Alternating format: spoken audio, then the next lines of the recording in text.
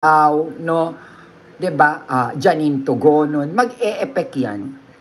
Pag Miss Universe, pag Miss International, pag Miss, pwede sigurong Miss Earth, no? Kasi Iliana is not really like, European or maputi lang si Iliana pero Pilipina pa rin ang itsura, tama? Oo, yung kanyang breed, no?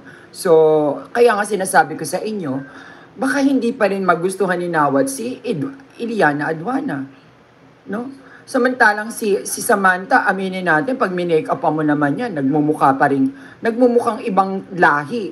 Pero kay Nawat kasi, siya ay very direct dyan. No? Pagdating sa Pilipinas, oo, ganun. Tingnan nyo si India, nung nagpalit ng mga kandidata na hindi purong India, bigla silang nanalo. 'Di ba?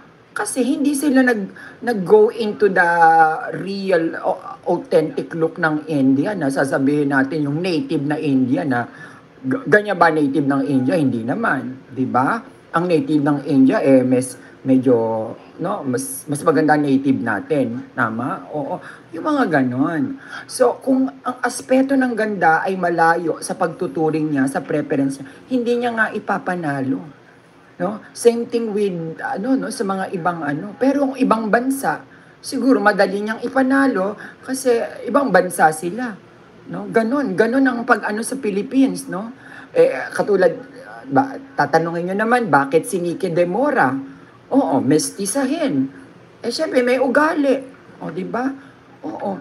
Di ba may ugali, hindi niya gusto ugali, hindi relatable.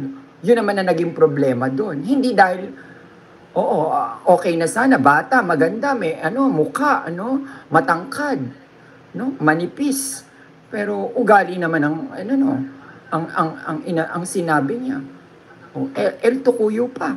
'Di ba? Hindi nga naka-runner up. So, kung hindi kompleto ang pambato natin, dai, no? Kung hindi mo kukumpletuhin yung requirements niya, naintindihan niyo na?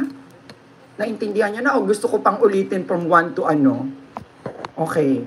'Di ba? Kasi gusto niyo full blown, detalye, dinitalye ko na. Siguro naintindihan niyo naman Oo, ganun, no? Kasi nga India 'yun. Kasi nga Vietnam 'yun. Tama? Si Indonesia mukhang yung Indonesia na nanalo, yung tumalo kay 'di ba mukhang oo. 'Di ba? Yung Vietnam na nanalo dati, titigan nyo. Titigan nyo yung nanalo dati. Hindi rin siya parang purong Vietnam. Oo, tingnan nyo yung nanalo. Akala nyo lang mukhang Asian, pero iba mukha. Unique ang mukha yung Vietnam. Maganda rin. Maganda rin. May mukha. Tingnan, akala nyo lang mukhang Asian. Tingnan nyo picture ng Vietnam. Oo, yung yung nanalong Vietnam. Hindi siya hindi siya purong Vietnam din. Akala nyo lang mukha, oo. 'Di ba? Maganda at parang may lahi, parang may pagka-British ng konti.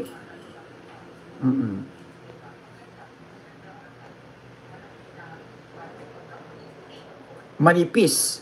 Oo, manipis, maganda. Oo, malinis.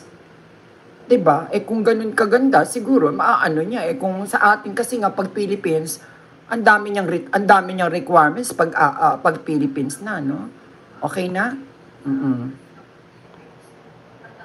Oo, paulit-ulit yung Bernardo mo ha, tama na yan ha, last na yan. Kung di kayo maniniwala kay Ate Bel, di tanong nyo na lang sa iba yan. Okay? Oo. Oo, ngayon, hindi naman mahirap, marami naman tayong half. Oo, no? Medyo hirap maghanap ng candidate for next year kasi si CJ, she set the bar, sa high at also sa mga beauty queens. Oo, that has a lot of followers.